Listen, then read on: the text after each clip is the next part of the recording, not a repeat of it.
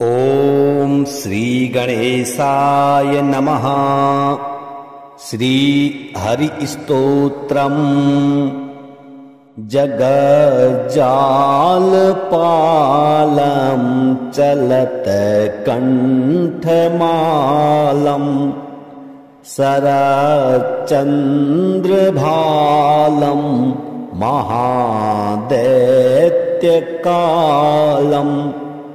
नभोनीलकायं दुरावारमायं सुपदमासहायं भजेऽहं सदाम्भोधिवासं गलत्पुष्पहासं जगत्सन्निवासं सतादित्यभासं गदाचक्रशस्त्रं लसत्पीतवस्त्रं हसच्चारुवक्त्रं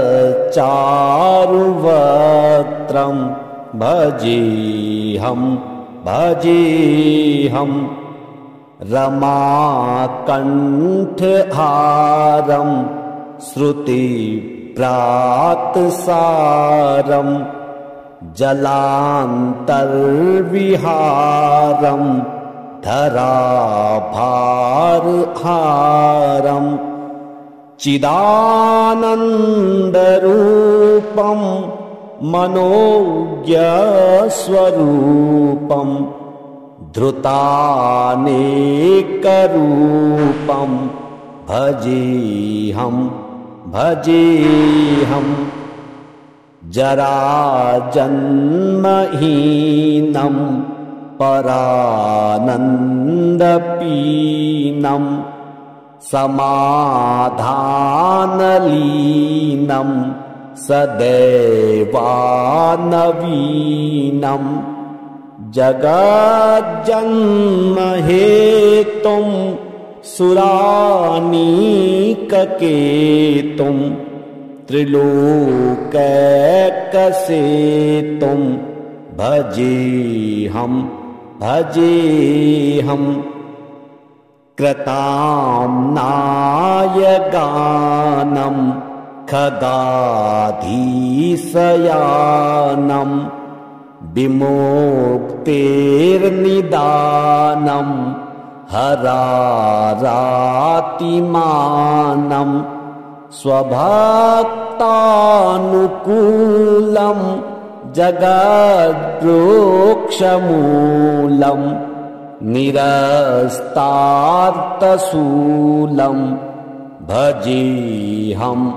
भजेऽहं समस्तामरेशं द्विरेफाभकेशं जगद्बिम्बलेशं हृदाकाशदेशं सदा दिव्यदेहं विमुक्ताखिलेऽहं सुवैकुण्ठगेऽहं भजेऽहं सुरालिबलिष्ठं त्रिलोकीवरिष्ठं गुरूणां गरिष्ठं स्वरूपैकनिष्ठं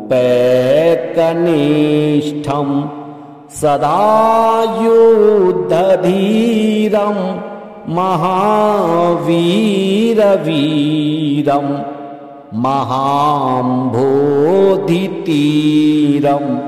भजेऽहं रमावामभागं तलानाग्रनागं कृताधीनयागं गतारागरागं मुनीन्द्र सुगीतं सुरसंपरीतं गुणोद्धैरतीतं भजेऽहं भजेऽहम् इदं यास्तु नित्यं समाधाय चित्तं पठेद् अष्टकं कंठहारं मुरारिः स विष्णोर्विशोकं ध्रुवं याति लोकं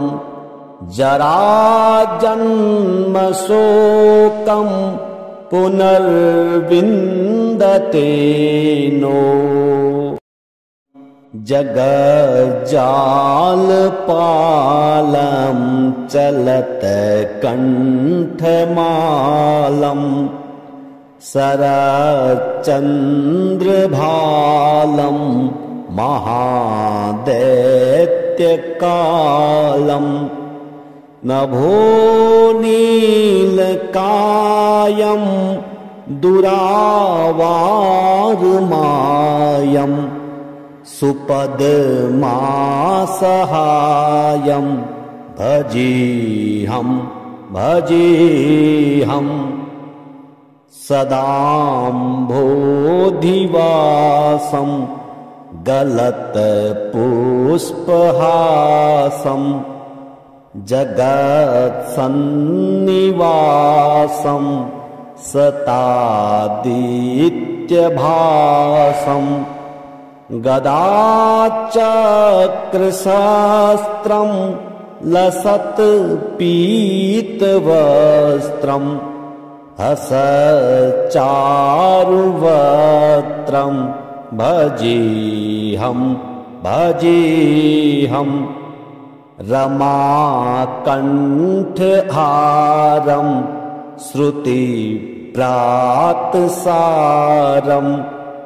जलान्तर्विहारं धराभारहारं चिदानन्दरूपं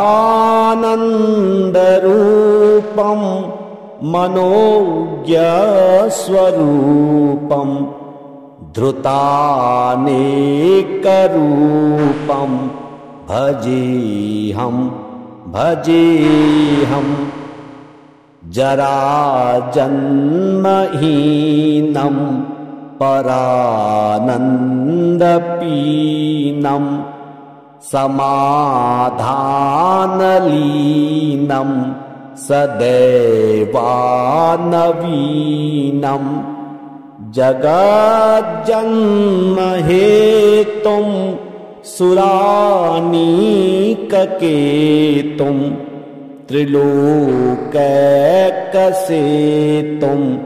भजेऽहं भजेऽहम् कृताम्नायगानं खगाधीशयानं विमुक्तेर्निदानं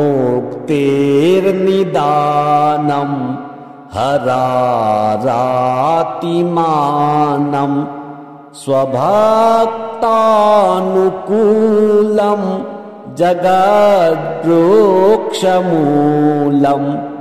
निरस्तार्थशूलं भजेऽहं भजेऽहम् समस्तामरेशं द्विरेफाभकेशं जगद्बिम्बलेशं हृदाकाशदेशं सदा दिव्यदेहं विमुक्ताखिलेऽहं सुवैकुण्ठगेऽहं भजेऽहं भजेऽहम् सुरालिबलिष्ठं त्रिलोकीवरिष्ठं गुरूणां गरिष्ठं स्वरूपैकनिष्ठं सदा युद्धधीरं महावीरवीरं महाम्भोधितीरं भजेऽहं भजेऽहम् रमावामभागं तलानाग्रनागं कृताधीनयागं गतारागरागं मुनीन्द्रसुगीतं सुरसम्परीतं गुणोद्धैरतीतं भजेऽहं भजेऽहम् इदं यास्तु नित्यं समाधाय चित्तं पठेद् अष्टकं कण्ठहारं मुरारिः स विष्णोर्विशोकं ध्रुवं याति लोकं जराजन्मशोकं पुनर्विन्दते नो जगज्जालपालं चलत्कण्ठमालं शरच्चन्द्रभालं महादैत्यकालं नभोनीलकायं दुरावारमायं सुपद्मासहायं भजेऽहं भजेऽहम् सदाम्भोधिवासं गलत्पुष्पहासं जगत्सन्निवासं सतादित्यभासं गदाचक्रशास्त्रं लसत्पीतवस्त्रं हसच्चारुवक्त्रं भजेऽहं भजेऽहम् रमाकण्ठहारं श्रुतिप्रातसारं जलान्तर्विहारं धराभारहारं चिदानन्दरूपं मनोज्ञस्वरूपं धृतानेकरूपं भजेऽहं भजेऽहम् जराजन्महीनं परानन्दपीनं समाधानलीनं सदैवानवीनं जगज्जन्महेतुं सुरानीककेतुं त्रिलोकैकसेतुं भजेऽहं भजेऽहम् कृताम्नायगानं खगाधीशयानं विमुक्तेर्निदानं हरारातिमानं स्वभक्तानुकूलं जगद्रोक्षमूलं निरस्तार्थशूलं भजेऽहं भजेऽहम् समस्तामरेशं द्विरेफाभकेशं जगद्बिम्बलेशं हृदाकाशदेशं सदा दिव्यदेहं विमुक्ताखिलेहं सुवैकुण्ठगेहं भजेहं भजेहं सुरालिबलिष्ठं त्रिलोकीवरिष्ठं गुरूणां गरिष्ठं स्वरूपैकनिष्ठं सदा युद्धधीरं महावीरवीरं महाम्भोधितीरं भजेहं भजेहं रमावामभागं तलानाग्रनागं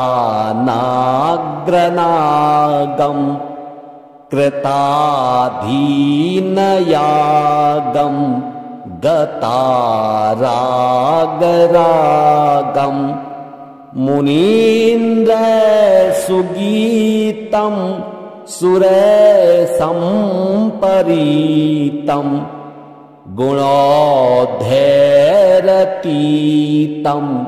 भजेहं भजेहम् इदं यास्तु नित्यं समाधाय चित्तं पठेद् अष्टकं कण्ठहारं मुरारिः स विष्णोर्विशोकं ध्रुवं याति लोकं जराजन्मशोकं पुनर्विन्दते नो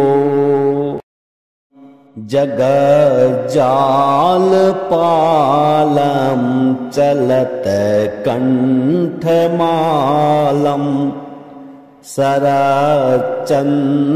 शरच्चन्द्रभालं महादैत्यकालं नभोनीलकायं दुरावारमायं सुपद्मासहायं भजेहं भजेहं सदाम्भोधिवासं गलत्पुष्पहासं जगत्सन्निवासं सतादित्यभासं गदाचक्रशास्त्रं लसत्पीतवस्त्रं हसच्चारुवक्त्रं भजेहं भजेहं रमाकण्ठहारं श्रुतिप्रातसारं जलान्तर्विहारं धराभारहारं चिदानन्दरूपं मनोज्ञस्वरूपं धृतानेकरूपं भजेहं भजेहं जराजन्महीनं परानन्दपीनं समाधानलीनं सदैवानवीनं जगज्जन्महेतुं सुरानीककेतुं त्रिलोकैकसेतुं भजेऽहं भजेऽहम् कृताम्नाय गानं खगाधीशयानं विमुक्तेर्निदानं हरारातिमानं स्वभक्तानुकूलं जगद्रोक्षमूलं निरस्तार्थशूलं भजेऽहं भजेऽहम् समस्तामरेशं द्विरेफाभकेशं जगद्बिम्बलेशं हृदाकाशदेशं सदा दिव्यदेहं विमुक्ताखिलेऽहं सुवैकुण्ठगेऽहं भजेऽहं भजेऽहम् सुरालिबलिष्ठं त्रिलोकीवरिष्ठं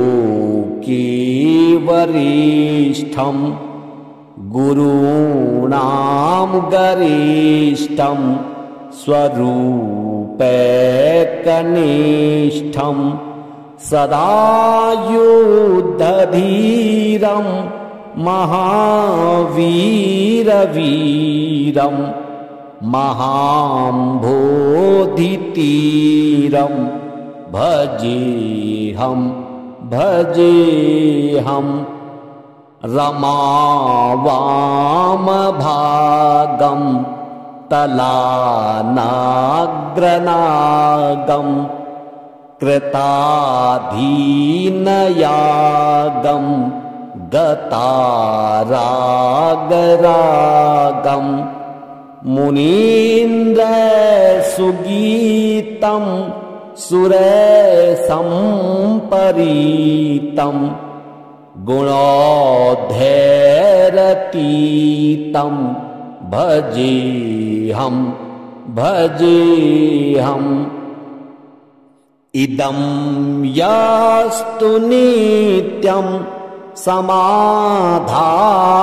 चित्तं पठेद् अष्टकं कण्ठहारं मुरारिः स विष्णोर्विशोकं ध्रुवं याति लोकं जराजन्मशोकं पुनर्विन्दते नो जगज्जालपालं चलत्कण्ठमालं शरच्चन्द्रभालं महादैत्यकालं नभोनीलकायं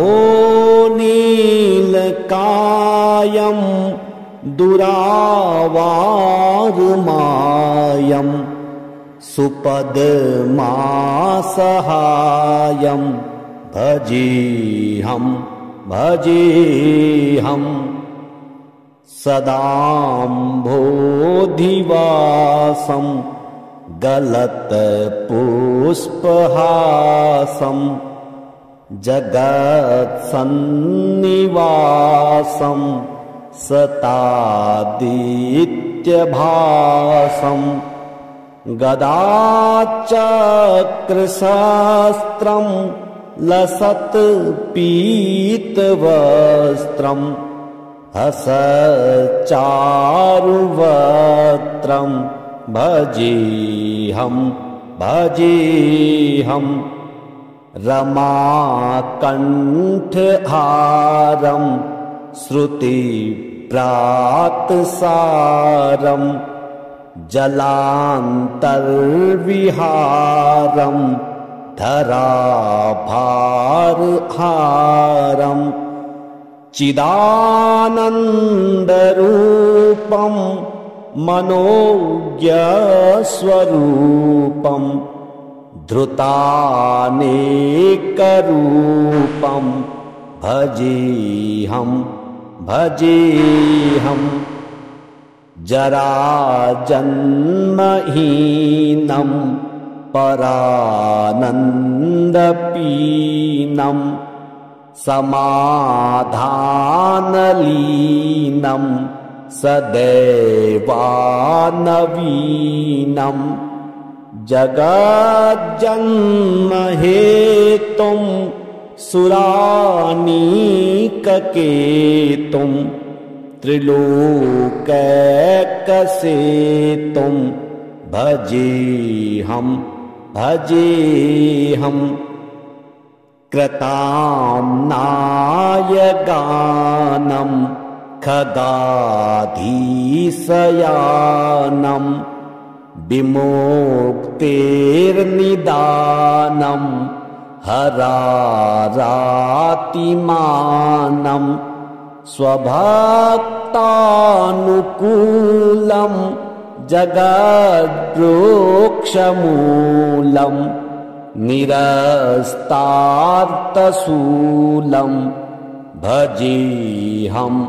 भजेऽहं समस्तामरेशं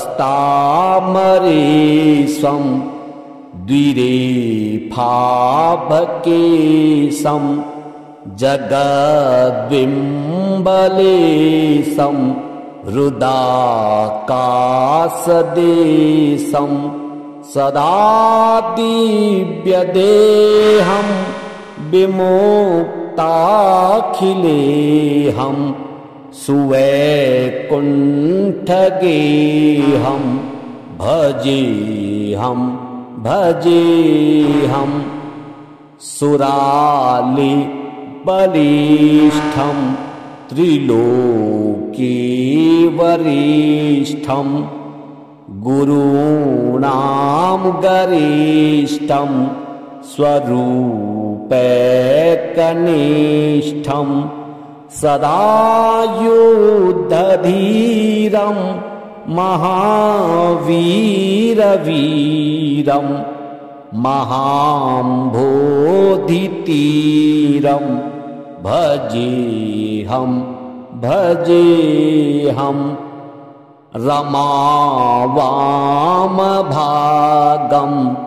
तलानाग्रनागं कृताधीनयागं गतारागरागं मुनीन्द्रसुगीतं सुरसम्परीतं गुणोद्धैरतीतं भजेऽहं इदं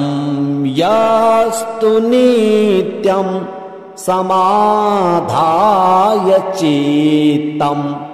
पठेद् अष्टकं कण्ठहारं मुरारिः स विष्णोर्विशोकं ध्रुवं याति लोकं जराजन्मशोकं